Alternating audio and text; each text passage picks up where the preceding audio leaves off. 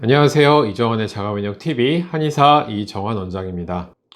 제가 제 영상에 구독자분들이 댓글 달아주시는 것을 항상 잘 보고 있는데요.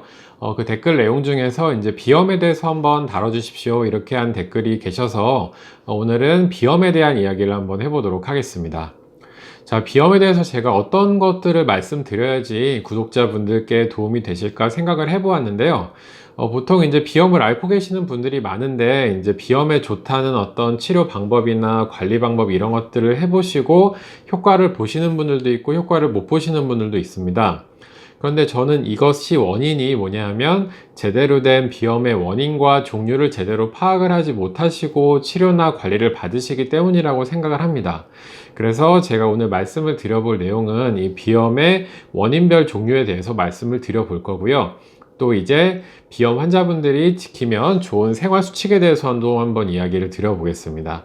그리고 이제 이번 영상과 이제 다음번 영상에서는 비염에 도움이 되는 한방 차냐, 한약재에 대해서도 이야기해보는 시간을 갖도록 하겠습니다. 먼저 비염의 원인별 종류에 대해서 말씀을 드려보겠습니다. 첫 번째로는 감염성 비염이 있습니다. 이 감염성 비염은 이제 쉽게 말해서 감기에 걸렸는데 비염이 같이 오는 경우입니다. 비점막에 바이러스나 세포가 침투해서 염증을 일으키는 것인데요. 그렇기 때문에 비염의 주증상인 콧물이나 이제 코막힘과 같이 열이라던가 오한, 몸살 같은 감기 증상이 같이 오는 경우가 많다고 볼 수 있겠습니다. 두 번째로는 알레르기성 비염이 있습니다. 이 알레르기성 비염이 비염 환자분들 중에서 상당히 많은 비율을 차지하는 비염의 종류라고 할 수가 있는데요. 이 알레르기라는 말은 이 외부의 자극이 우리 몸에 들어왔을 때 거기에 대한 과민 반응을 일으키는 현상을 알레르기 현상이라고 이야기를 합니다. 그래서 흔히 우리가 이제 꽃가루 아니면은 이제 진드기나 먼지 이런 것들이 우리 코 속에 들어왔을 때 알레르기 반응으로 비염이 나타나기도 하고요. 특정 음식을 우리가 먹었을 때 나랑 맞지 않는 음식을 먹게 되면 알레르기 반응이 나타나면서 코에 염증이 생기는 것을 알레르기성 비염이라고 할 수가 있겠습니다.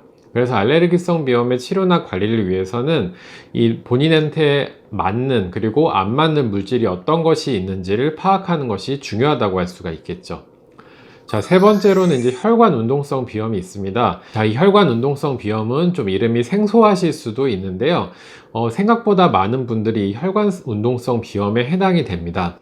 이 혈관 운동성 비염은 심한 온도 차이라던가 이제 강한 자극이 코 속 혈관에 영향을 주어서 발생하는 비염이라고 볼 수가 있겠습니다. 그래서 심한 일교차라던가 실내나 실외 온도가 많이 차이가 나는 이제 한여름이나 추운 겨울에 발생을 하기도 하고요. 이제 맵고 짠 음식을 많이 먹었을 때 혹은 담배 연기에 의해서 혈관 운동성 비염이 나타나기도 합니다. 그래서 이 혈관 운동성 비염은 알레르기 비염과는 다르게 재채기라던가 가려움증 현상은 조금 덜하고 콧물이라던가 코막힘 현상이 조금 더 주를 이룬다는 특징을 이야기를 할 수가 있습니다. 그리고 네 번째로 이제 비후성 비염이 있습니다. 이 비후성 비염이라는 것은 비염이 만성화되어서 이 비갑계가 많이 부어오른 현상이 오래돼서 비후가 되고 심하면 섬유화가 되는 것을 이야기를 합니다. 이 비후성 비염 같은 경우에는 섬유화가 심하게 일어났을 경우에는 수술이 필요한 경우도 있다고 이야기를 할 수 있겠습니다. 그리고 다섯 번째로는 위축성 비염이 있습니다. 이 위축성 비염은 이 코의 점막이 점점 위축이 되고 콧물 분비가 잘 안 되면서 나타나는 비염을 이야기를 하는데요. 그렇기 때문에 이제 콧물이 많이 난다기보다는 코가 건조하고 코가 막히고 또 이제 후각이 좀 둔해지고 이런 증상들이 주로 발생하는 것이 이 위축성 비염의 특징이라고 할 수 있겠습니다.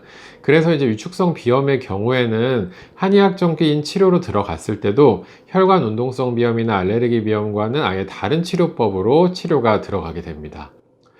그리고 여섯 번째로 약인성 비염이 있습니다. 이 약인성 비염이라는 것은 우리 흔히 비염 환자분들이 많이 사용하시는 코에 뿌리는 약 있죠. 이 코에 뿌리는 약이 보통 혈관을 수축시키는 약이나 스테로이드가 많은데, 이런 코에 뿌리는 약을 너무 많이 사용했을 때 보통 이런 약인성 비염이 나타나게 됩니다. 코의 점막과 혈관이 약해지기 때문에 이런 비염 증상이 나타나게 되는 것인데요. 그러다 보니 이제 약인성 비염의 경우에는 일반적인 비염보다는 치료 기간이 좀 오래 걸리고 치료가 좀 어려워지는 부분도 있습니다. 그래서 이제 코에 뿌리는 약을 함부로 많이 사용하지 않는 것이 좋은 것이죠. 자, 그리고 일곱 번째로 마지막으로 특발성 비염이 있습니다.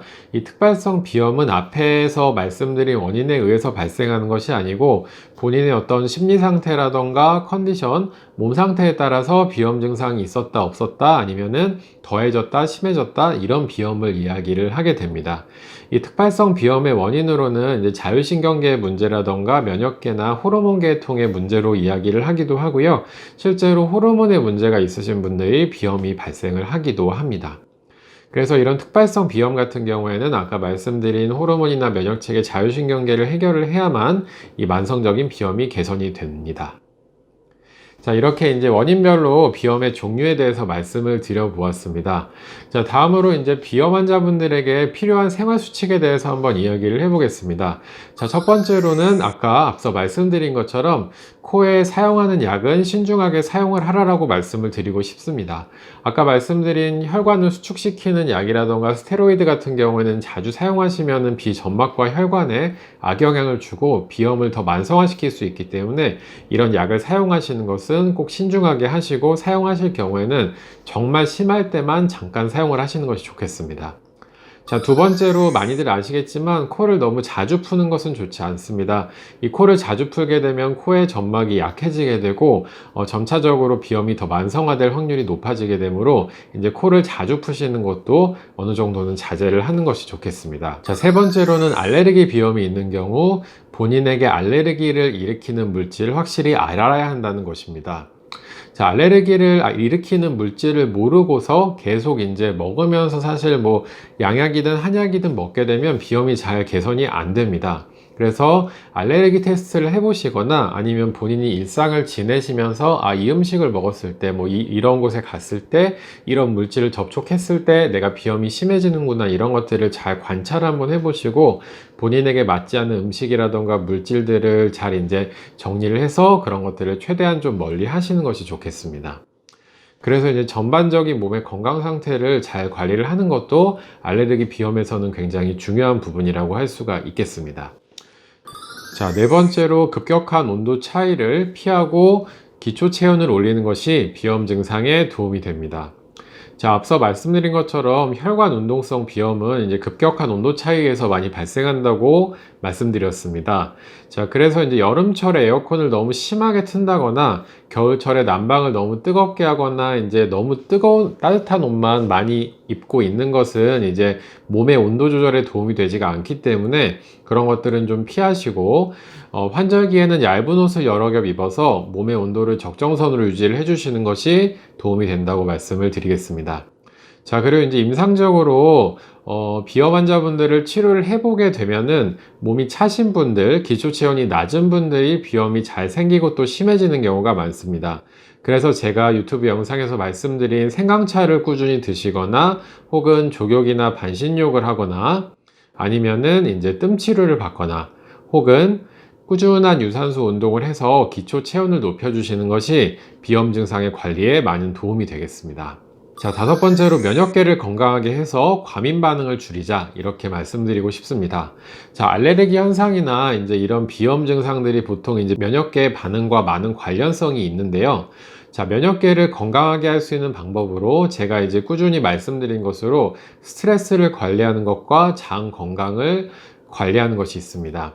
자, 스트레스가 너무 심해지거나 사람이 이제 너무 스트레스가 너무 없게 되면 면역계의 균형이 깨지게 되고 염증이 더 심해지는 경우가 많습니다. 그래서 적절한 정도의 스트레스를 유지를 하시고 과도한 스트레스를 받을 경우에는 스트레스를 잘 해소할 수 있는 방법들을 찾아보시고 또 이제 규칙적인 수면이라던가 운동을 통해서 스트레스에 대한 몸의 내성을 키우시는 것이 좋겠습니다. 자, 그리고 이제 장 건강에서 중요한 것들, 우리가 프로바이오틱스들을 이제 꾸준히 섭취를 해주시는 것이 중요하고, 장 건강을 해칠 수 있는 과도한 육류의 섭취, 또 과도한 밀가루의 섭취는 제한을 하시는 것이 좋겠습니다. 자, 이렇게 여러 가지 방법들을, 수칙들을 잘 지키신다면 비염 증상의 관리에 도움이 될 것이고요. 특히 이제 앞서 말씀드린 원인별 비염에 따라서 원인별로 이제 필요한 관리 수칙들이 다르기 때문에 본인의 비염 증상이 어디에 해당하는지 잘 살펴보시고 관리를 잘 하시는 것이 좋겠습니다. 자, 다음 영상에서는 비염에 도움이 되는 한약재와 이제 한방차에 대해서 한번 다뤄보도록 할 거고요. 항상 구독과 좋아요 눌러주시는 분들 감사하고 이정원의 자가면역 TV는 오늘은 여기서 마치도록 하겠습니다. 감사합니다.